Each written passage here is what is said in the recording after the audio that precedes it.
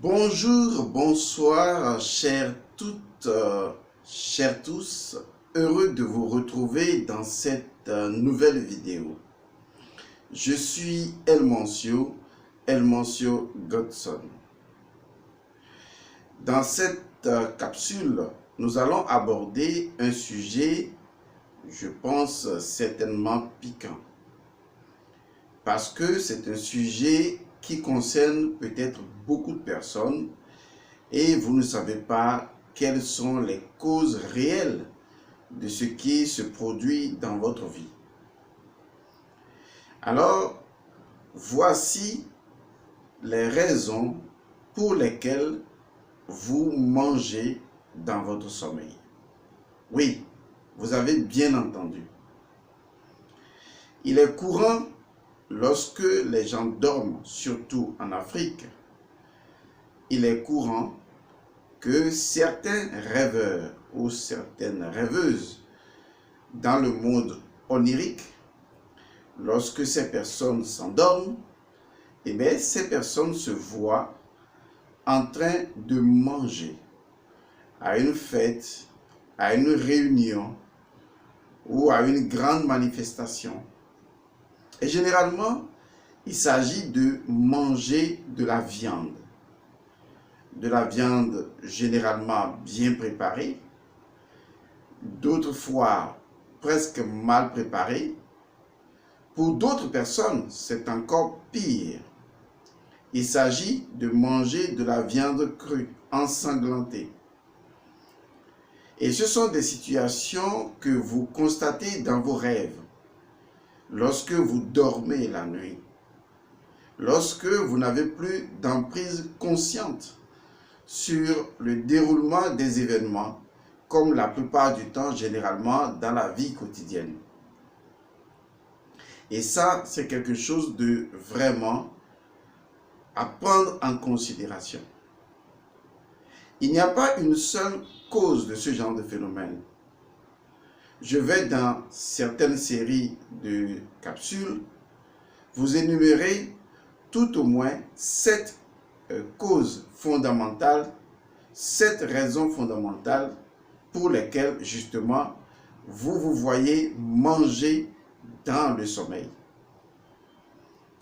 Il est vrai que beaucoup de personnes me rapportent ce genre de rêve depuis des années et aujourd'hui j'ai décidé de clarifier la situation afin que chacun sache raison garder lorsque des choses commencent à lui arriver. Et je dis, il n'y a pas une seule raison, il y en a plusieurs. Il y a plusieurs causes qui font que justement, vous mangez dans le sommeil. Mais avant de comprendre comment ça se passe, il faut comprendre comment le sommeil se produit et ce qui se passe lorsque on dort. Et naturellement, quelle est la fonction ou la part de fonction de l'âme et du corps astral qui autorise ce type de fonctionnement onirique, c'est-à-dire le fait de manger à l'état de rêve. Avant de continuer cette capsule, je voudrais donc faire une annonce, ou disons 2 annonces. La première annonce, c'est pour les personnes qui suivent Sepuram, Service Purification et Anti-Magie Noire. Alors, vous qui suivez, vous qui êtes dans la formation de Sepuram, je viens vous annoncer une bonne nouvelle. Nous avons créé au sein de l'école du Paramatchar, Togo, où je suis actuellement pour le moment, nous avons créé ce que nous appelons des méditations mensuelles. Mais en fait, ce sont des veillées de méditation. Nous appelons cela des veillées spirituelles. La veillée spirituelle a lieu généralement une fois par mois. Et souvent, la veillée a lieu le dernier vendredi du mois. La veillée spirituelle commence ce mois, c'est-à-dire ce mois dans lequel je suis en train de m'exprimer, à savoir le mois de mai, le vendredi, c'est-à-dire demain, nous commençons la veillée spirituelle. Je vous donnerai les précisions dans votre cours. Pourquoi je vous donne ces précisions? Parce que justement, toutes les personnes qui ont souscrit, n'est-ce pas, à Sepuram, nous avons tiré les photos que vous nous avez envoyées. Nous avons toutes ces photos-là. Et toutes ces photos, eh bien, seront présentes ou seront utilisées, seront vibrées, voilà le mot que je cherchais, seront vibrées, seront fréquencées positivement au moment donc de ces veillées mensuelles spirituelles.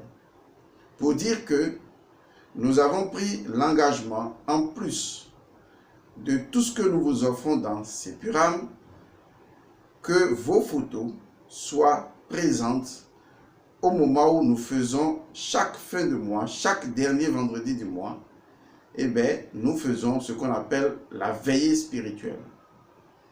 Je vous donnerai les heures de cette veillée spirituelle dans votre cours, afin que, même si vous êtes distant, en ce moment ou dans cet intervalle-là, justement, vous puissiez être en méditation avec les personnes qui travailleront à distance sur vous. Car toutes les personnes qui ont souscrit donc à Sepuram, eh bien, vous êtes invités spirituellement parlant. Vos photos seront présentes au moment de la veillée spirituelle et naturellement, nous ferons des travaux spirituels sur vos photos et donc directement sur votre personne. Et ce programme vous sera très clairement donné. On vous dira à quel moment commence la veillée et à quel moment la veillée finit, ce qui fait que vous avez un intervalle assez intéressant. Dans cet intervalle, vous pouvez de façon distante vous connecter, n'est-ce pas, à la veillée spirituelle et méditer également à distance pour accompagner le travail que tous les étudiants, du moins ceux qui sont choisis pour honorer cette veille-là, feront à votre endroit. Donc vous voyez, c'est une aubaine pour vous qui êtes déjà dans Sepuram. Eh bien, vous avez cette opportunité-là. Sachant bien sûr que j'ai promis vous donner également dans votre cours la compréhension en ce qui concerne justement pourquoi votre esprit ne guérit pas votre corps. Et je vais vous donner l'astuce qui permettra à votre esprit de se libérer et de guérir votre corps. Donc vous avez cette opportunité aujourd'hui, vous qui êtes dans Sepuram, toutes vos photos sont déjà avec les responsables de la veillée spirituelle. La veille spirituelle a lieu une fois par mois, en l'occurrence tous les vendredis. Je vous donnerai les heures dans votre groupe Sepuram pour que, à distance, vous puissiez dans cet intervalle choisir 1 heure, 30 minutes, 15 minutes pour pouvoir vous connecter à tous ceux qui pratiquent la veille spirituelle, ceux qui travaillent sur vous à distance. Et ceci va se faire chaque fin de mois, c'est-à-dire tous les derniers vendredis du mois, cela va se faire. Et les heures vous seront communiquées dans votre groupe. La deuxième information concerne donc la sortie du livre Sastas 1. J'en ai déjà parlé. Je vous ai montré ce livre à plusieurs reprises. Si vous voulez, je peux encore vous le montrer. Il s'agit donc du livre qui va sortir naturellement dans ce mois. Ou généralement, si on dit dans ce mois, ça peut s'allonger un peu vers le mois prochain. C'est pour cette raison que nous avons dit donner un intervalle pour dire que jusqu'au 13 du mois prochain, donc jusqu'au 13 juin, toutes les personnes qui vont préfinancer la sortie de ce livre pourront l'acheter à 10 000 francs CFA. Mais après, lorsque le livre sera sorti au-delà du 14 juin, eh bien, à partir du 14 juin précisément, le livre va revenir généralement à 15 000 francs, ou ça dépendra de ce que nous avons fixé. Mais pas moins de 15 000 francs CFA, tout comme Sastas 2 d'ailleurs, qui est à 15 000 francs CFA, vous le savez très bien. Donc, vous pouvez saisir cette opportunité en payant à l'avance le livre, mais si vous voulez également nous donner beaucoup d'argent, pourquoi pas, on n'est pas contre. Dès que le livre sortira, vous payerez le livre au prix plus élevé. Donc, voilà les deux informations que j'aimerais porter à votre attention. L'information du cours Sepuram pour ceux qui sont dans Sepuram et l'information pour ceux qui acceptent de participer à la sortie du livre. Je rappelle que ceux qui peuvent acheter le livre sur Amazon, cette information ne les concerne pas. Cette information concerne les gens qui peuvent acheter le livre physiquement et notamment il s'agit des personnes qui sont au Togo, au Bénin ou dans les pays où les livres peuvent leur être acheminés.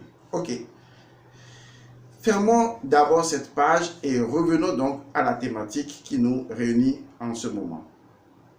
Voici les raisons pour lesquelles, ou voici les causes fondamentales, ou voici tout simplement pourquoi vous mangez dans votre sommeil. Alors, je disais tantôt qu'avant de continuer, il faut clarifier un certain nombre de choses. La première chose à clarifier, c'est qu'est-ce que le sommeil? Parce qu'on parle justement du sommeil qui est en fait l'enfant ou qui est la fille de la mort. Mais en fait, on se demande qu'est-ce que le sommeil? Et pour comprendre qu'est-ce que le sommeil, il faut donc comprendre comment le sommeil se produit. Ceux qui suivent le cours sur les rêves, j'ai déjà expliqué dans ce cours ce qu'est le sommeil et comment le sommeil se produit. Et ça, vous le savez déjà.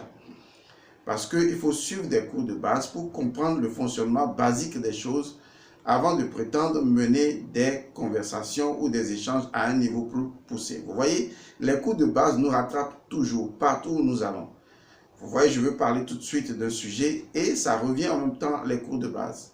Je vais vouloir parler d'un autre sujet plus élevé et ça me ramènera toujours aux cours de base. Donc, il est important d'avoir les cours de base, notamment les 5 cours de base que nous faisons, à savoir le cours sur le karma, qui implique la réincarnation et comment s'en affranchir, le cours sur les rêves et comment comprendre les rêves et les interpréter, le cours sur le voyage hors du corps, c'est-à-dire sortir de son corps et la projection astrale, le cours sur les chakras, la chakralogie, comprendre la chakra-thérapie et comment les chakras fonctionnent dans notre corps à travers certains principes qui les actionnent, et enfin, le cours sur la méditation et les exercices spirituels.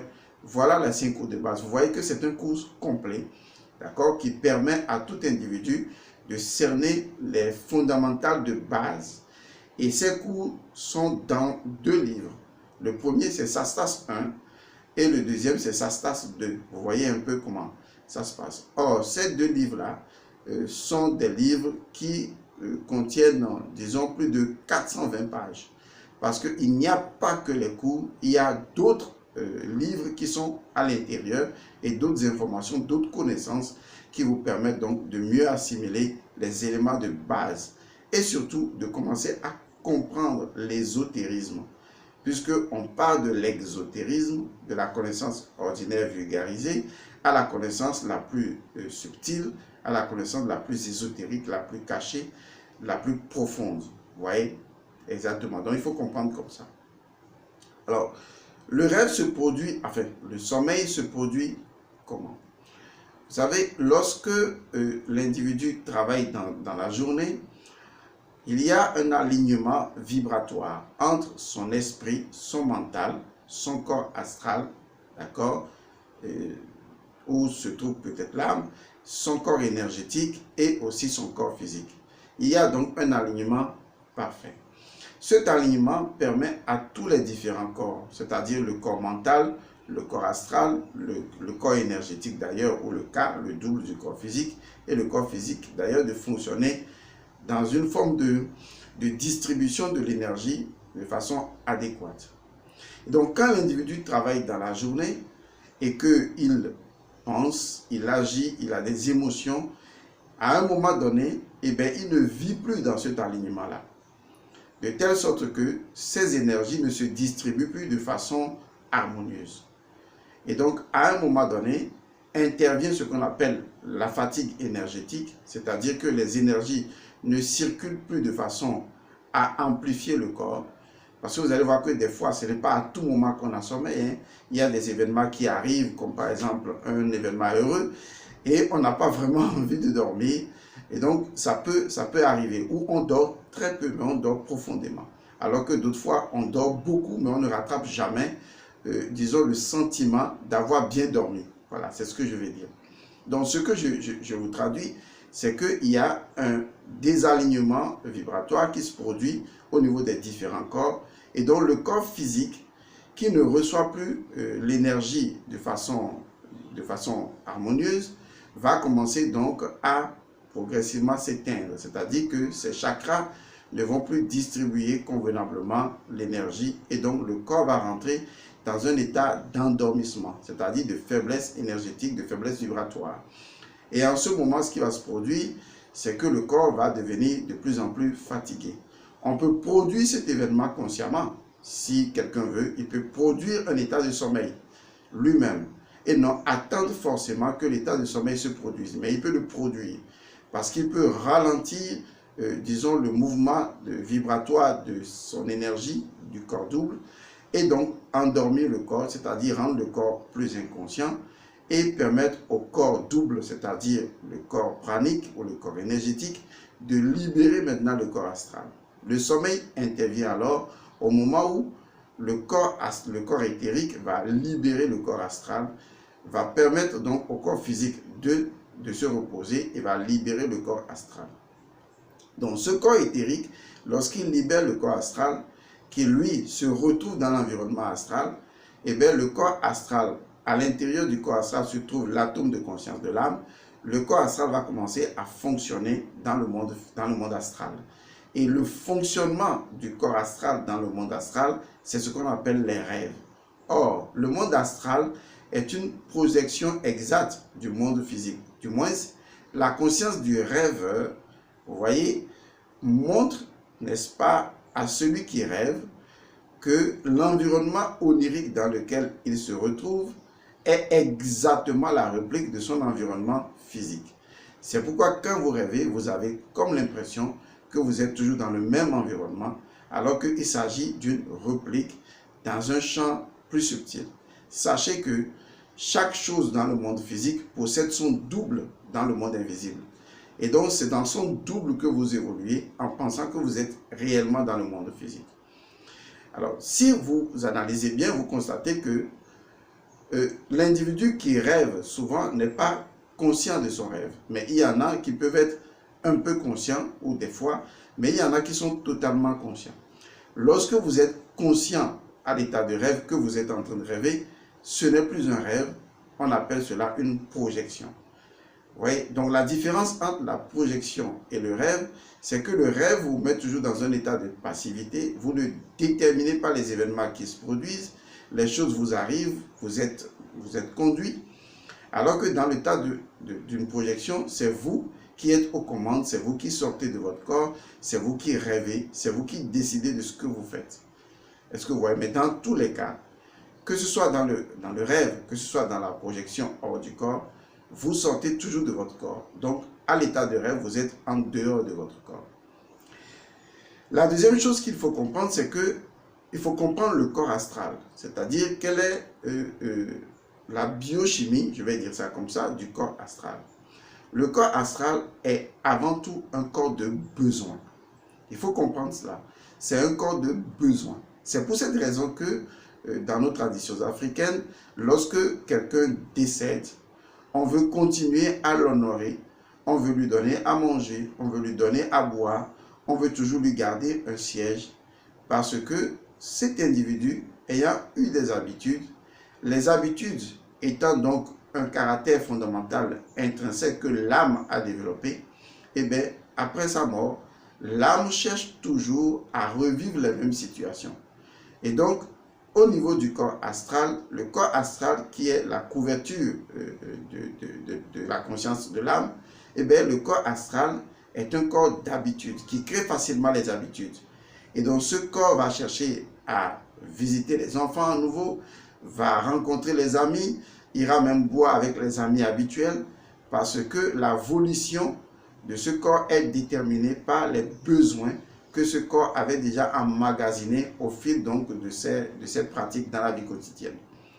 Et donc la mort pour l'individu est également comme un rêve, mais cette fois-ci, l'individu est décédé, mais les habitudes de son corps astral continuent de le désorienter. En fait, c'est là qu'on parlera de la désorientation vibratoire. Ça existe, mais on peut aussi provoquer ça. Alors, ce qu'il va se passer donc, c'est que le corps astral, qui est un corps de besoin, donc un corps de désir, un corps d'émotion, un corps de sentiment, est un corps qui a naturellement ses vices et ses vertus. Vous voyez, le corps astral a des vices et des vertus. Et donc, si vous ne maîtrisez pas le corps astral, c'est la première étape même de la spiritualisation, si vous ne maîtrisez pas le corps astral, et bien même après votre mort, le corps astral va fonctionner selon ses besoins, c'est-à-dire ses désirs, ses émotions et ses sentiments. Il va vous obliger à revivre des situations dans lesquelles vous étiez habitué et sur lesquelles vous n'avez aucun contrôle, et vous allez vivre cette situation de façon plus amplifiée. Et donc cela peut devenir d'une manière ou d'une autre votre enfer en quelque sorte. Et donc comme le corps astral est un corps de besoin et donc un corps qui peut être vicieux, il arrive que à l'état de rêve, certaines personnes utilisent les faiblesses de votre corps astral en griffe de votre âme pour pouvoir vous atteindre spirituellement. Et donc, comme j'ai dit au début de cette capsule, je vais donner plusieurs causes fondamentales. Mais dans cette première vidéo, je vais juste donner une seule cause fondamentale qui fait que vous mangez à l'état de sommeil. Et donc, lorsque vous avez ces besoins, qui sont les désirs, qui sont les émotions, qui sont les sentiments, qui animent encore votre corps astral, qui impose son mouvement à l'âme dans la dimension astrale, eh bien, ces faiblesses-là peuvent être utilisées par des personnes mal intentionnées. Et donc, quand généralement, premièrement, vous voyez que vous mangez à l'état de rêve, sachez tout de suite, en même temps, que la première chose à comprendre dans cette situation, c'est un acte de sorcellerie. Comme je l'ai dit, il y a plusieurs causes. Je vais partir des causes les plus négatives aux causes positives. Et donc, comprenez qu'il s'agit d'un acte de sorcellerie, d'un acte d'envoûtement, c'est-à-dire un sort qui a été jeté. Le sort, souvent quand il est jeté, il tient compte de la faiblesse de l'individu. Et donc, généralement, lorsque vous allez vous voir à l'état des rêves, vous allez voir de la nourriture. Et cette nourriture-là, ou ces nourritures, ce sont les nourritures auxquelles vous êtes habitué. Généralement, des choses que vous aimez. Et donc, à partir du moment où vous voyez ces nourritures, vous allez voir également des amis, des gens que vous connaissez. Et des fois, c'est une fête de quelqu'un que vous semblez connaître. Des fois, même vous ne connaissez pas la personne, mais vous êtes dans une ambiance festive et vous vous laissez aller. Et donc, vous prenez les choses à manger, vous prenez ceci à manger. Mais en réalité, les choses que vous mangez ne sont pas vraiment les choses que vous pensez être en train de manger. Parce que vous les voyez. Sachez que le monde astral est un monde d'illusion.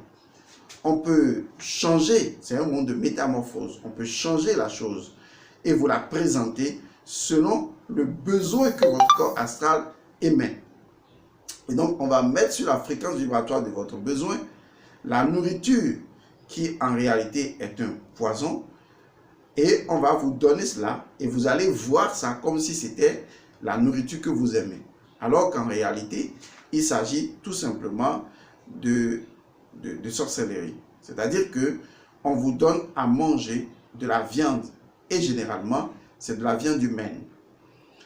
Quand je parle de la viande humaine, je ne blague pas, je suis très sérieux.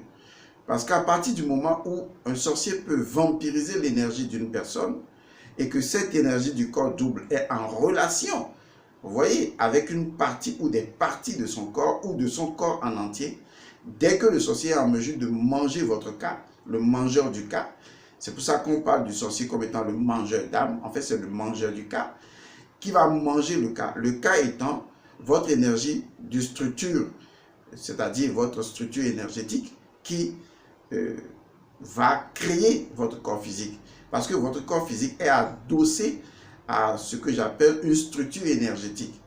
C'est comme lorsqu'on veut construire une maison, il faut forcément une architecture. Cette architecture énergétique-là, c'est votre corps énergétique, c'est votre corps double.